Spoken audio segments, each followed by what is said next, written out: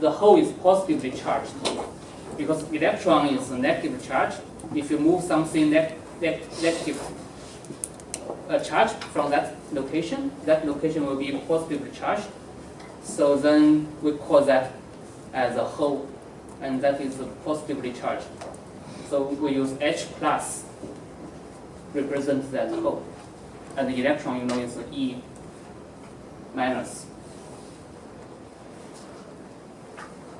So any questions here? So what is more important is that the holes can also move. So what really moves is the electron under the electric field, as we showed. If you have electric field, so the electrons will move from, let's say, from here to here, and let's say electrons will move from here to here. So then it's like it's equivalent. So once if at this location it has a hole already, then there may be the recombination happen. So when the electron sees a hole, it has some probability to recombine, and then here you may form the bond again. But what is left over is the hole in this location, in this bond.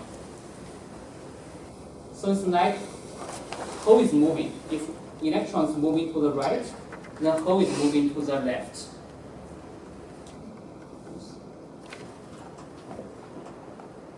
So it's like hole is moving to the left. So this is the definition of the hole current.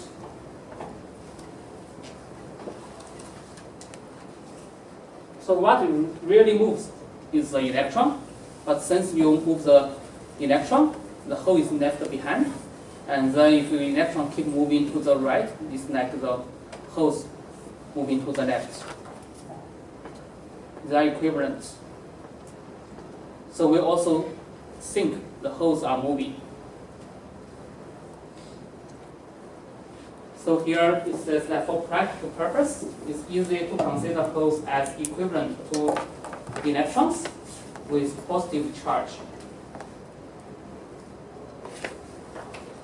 There's no positive charge, but here it's equivalent to think there is a hole and the holes are moving. It's like a positive charge. Any questions here? So here we are. I think the electron and hole are important concepts because later you will see that for the silicon technology we have NMOS and PMOS technology, and then electrons are responsible for NMOS and holes are responsible for the PMOS. So we will see that later. All right. So this is electron and hole, but as you can see here, the entire material is still charge neutral. Right? You have one electron, then you have one hole. So then in total, it's still charge neutral.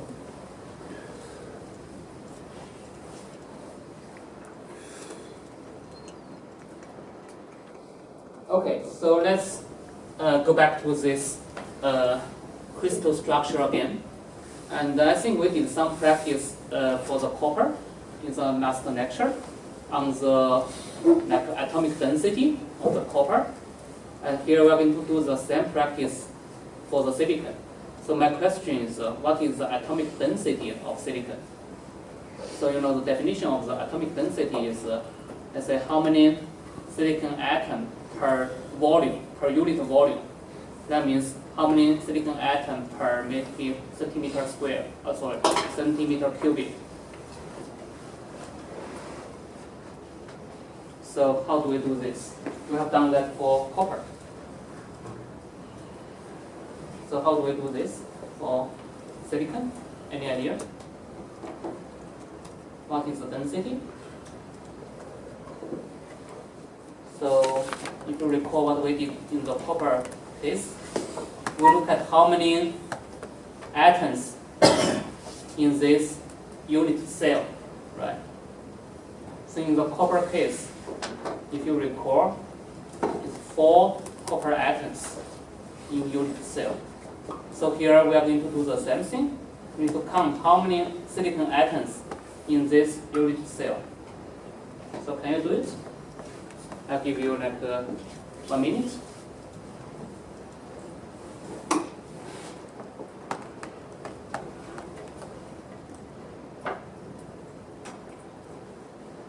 Remember, some of the atoms are shared between this unit cell and the neighboring cell.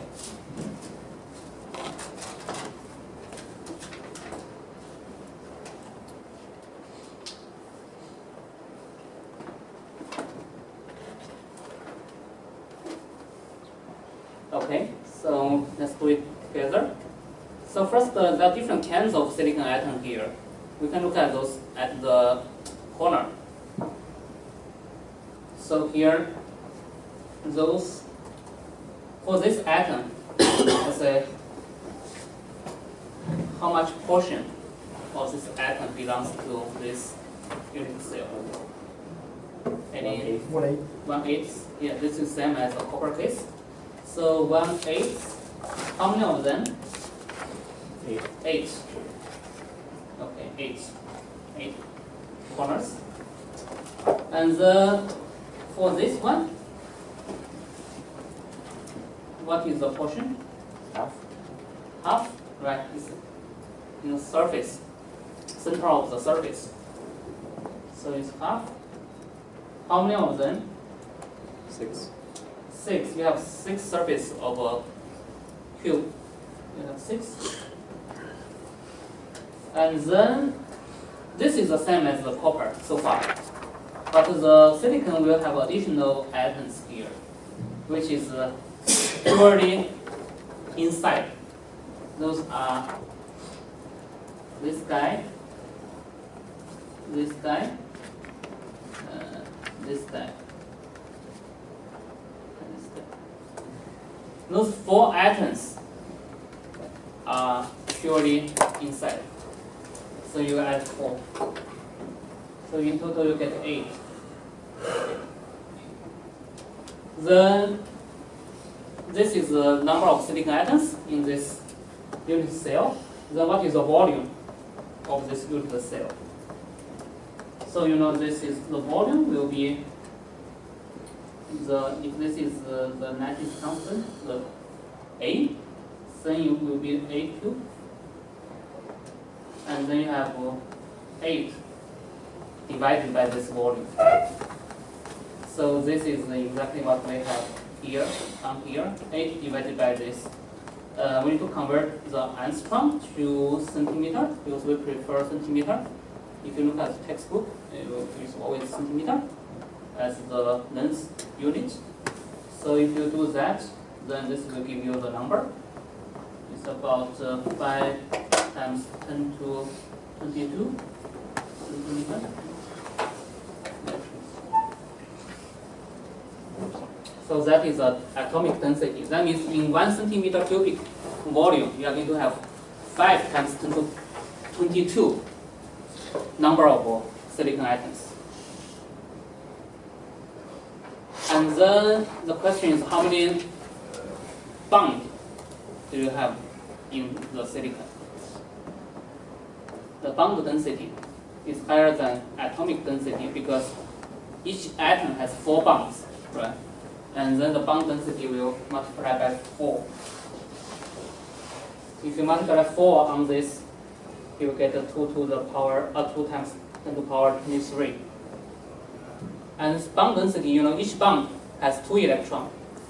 Then you times another 2, you will get the total like shell electron density for the silicon. So by the way, so the silicon shares the same crystal structure as diamond. Okay. So you know diamond is carbon actually, right? But what makes diamond is because of this crystal structure. Silicon has exactly the same crystal structure as diamond. If you replace the silicon atom as carbon atom, you get your diamond. So that's some side topic. So let's go back to the silicon here. So this is the bond density 2 to the 23, and then times 2, you are going to get 4 times 23, 4 times 10 to 23 electron per centimeter cubic here. However, here it says that the free carrier, that means free electron that can move at room temperature. At the room temperature is 1.5 times 10 to the power 10. So here, if this one multiplied by 2, that will be the total electron. So that means it's 4 times 10 to 23. Out of those 4 times 10 to 23 electron, the 4 times 10 to the power 23 shell electrons, only 1.5 times 10 to the power 10 electrons are free. That means what? Roughly, only 1 out of 10 to the power 13 bonds is broken at room temperature in silicon. We talked about earlier, right? With some finite temperature, then the bond may break due to the thermal energy. But the possibility to break is so low. It's 1 out of 10 to the power 13. And that gives you the free carrier density, which is 1.5 times 10 to the power 10. So this is a very low possibility to break the bond at room temperature. As you can imagine, this number will, this possibility will go up or go down when you increase the temperature. Go up, right? So you're going to get more thermal energy. You're going to break more bond. But at room temperature, this is a number which is a very low probability.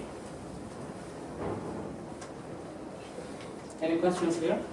Why did you write in that 4 times 10 to the 23? So that is one bond has 2 electrons. So here is 4 times 10 to 23 is the total number of shell electrons.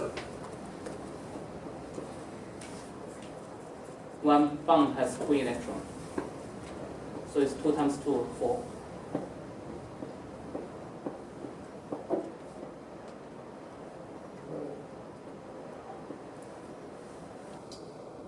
All right, so next we are going to introduce a very important concept, that is doping. So as you can see here, the possibility to break a bond is so low in silicon. And then the free carrier, that means the free electrons, the density is so low. So that means silicon at room temperature is still more like an insulator, because the electron density is so low compared to the total available electrons. Then people introduce this technique to introduce more electrons into the silicon. If you want to have silicon more conductive, then we are going to introduce the dopant into the silicon. And the dopant is actually impurity to the silicon. So what we are going to do here is to, let's say, inject some impurity into silicon. For example, if we inject the phosphorus here, P, which is the element in group 5. For example, in this physical picture, this used to be a silicon atom. Now if we replace this silicon atom as a phosphorus atom, then what will happen? Any idea? So phosphorus how many shell electrons does the phosphorus have? 5. 5. But the silicon, if it replace the silicon, then it still try to maintain the crystal structure of silicon because it's impurity. It's not a very high density. Okay, you just replace one silicon out, then it still try to maintain the position as a silicon atom. So silicon has 4 labels. So this phosphorus still try to has 4 labels. So it will still form that 4 bonds, covalent bonds with the label. But it has 5 electrons. You only need 4 electrons to form that 4 bonds. That means you have 1 more additional electron here available. So this is the free electron to the silicon. This electron is not bounded with anyone. Then if you have electric field, it will move. So this is how you increase the conductivity of the silicon by the doping. And we give the name for this phosphorus. It's like a donor because it donates electron to the silicon. So we call this one of the dopants, and it's a donor. And if you have this kind of silicon, the silicon becomes non-intrinsic silicon because it has impurity. So in this case, as you can imagine, mostly the electron, if you have 1 phosphorus atom, you are going to have 1 electron. So because the intrinsic electron density, free electron density is so low in the silicon. So if you dope, then the free electron density is mostly determined by the doping density. Because 1 phosphorus gives you 1 free electron. So here we almost have this condition. The electron density, here when we talk about electron density, is always free electron density, because that will contribute to the current. We're only interested in the free electron density in the material, so that can move. So the electron density here, we use small n, represent the free electron density. It will equal to the Nd. This is the donor doping density. Because 1 phosphorus gives you 1 free electron. And so you can imagine that not only phosphorus can do this, as long as this material has more shell electrons than silicon, it can do this. So another element in group 5, the arsenic, As, is also one of the popular dopants. Of course, this one is toxic, right? So you may not prefer that. In the elemental form, is toxic, but once you dope, it's fine. So this is the doping, very important concept. We are going to use this to increase the density of the free electron in the silicon. Otherwise, if you rely on that thermal breaking of the bond, that probability is so low. So here you introduce additional material impurity into the silicon and increase the electron density, increase the conductivity of the silicon. Similarly, we can introduce the impurity in group 3, and very often people will use boron, B, as the acceptor. It's another type of dopant. So you can imagine that here, if you replace silicon with boron, then what will happen? Any idea? Boron has 3 shell electrons, but the silicon needs 4 electrons to form those 4 bonds. So if this boron wants to form 4 bonds, then it needs additional electrons somewhere to form those 4 bonds. So it needs additional electron here to form the 4 bonds because it has 3 by itself. And it needs additional electron. That means it creates a hole in the silicon. Because you don't have that electron, so you have to borrow an electron from the vacancy. And that vacancy becomes a hole. And that hole can freely move under electric field. So you can see here, if you introduce group 3 elements, and this group 3 element become an acceptor for electron, introduce a hole into the silicon. So this is another way to increase the conductivity of silicon. But in this case, we are introducing more holes into the silicon. And the hole density, we typically use a small p.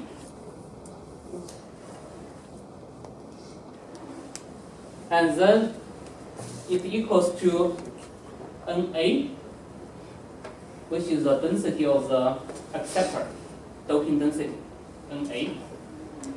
And you can see the previously is the electron density N equals to Nd, the donor density. This is hole density equals to the Na, acceptor density.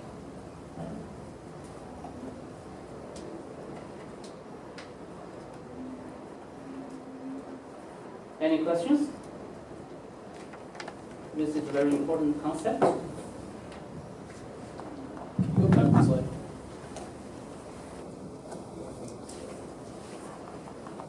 And typically we use boron. Okay, so here is a summary. When a material, silicon material is doped with donor, it has more mobile or free electrons than holes. It's called N-type semiconductor. When the material is doped with acceptors, it has more mobile holes than electrons. It's called P-type semiconductor. So this is how we define N-type and P-type. And later you will see we have the transistor NMOS and PMOS. It comes from here. However, I want to emphasize that still the silicon material is charge neutral, even when you dope silicon with those impurities. Why is that? Any idea? We just said that if silicon is doped with donors, like silicon doped with phosphorus, you have additional electrons to the silicon, and that electron becomes free electron, can move. But why is the silicon still charge neutral? Any idea? Because even if they're adding an extra electron, you're also adding an extra proton.